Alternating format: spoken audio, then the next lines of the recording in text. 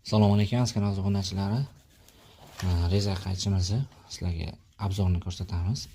Reza qaychimiz mana qo'lga mos bo'ladi. Bu variantda zaryad oladi.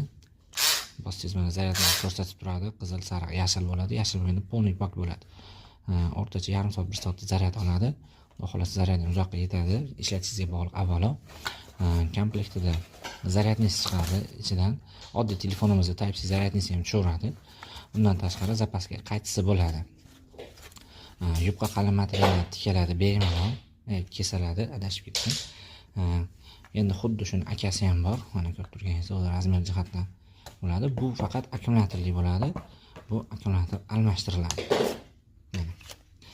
Buni avzorini keyingi videoda qilamiz. Endi hozir oldida bitta ko'rsatib beraman sizlarga qanday ko'rinishini. Razmer jihatdan birozcha qo'polroq va og'irroq bo'ladi. Bu yengil, kompaktli bo'ladi. Qo'lda uncha tolitmaydi.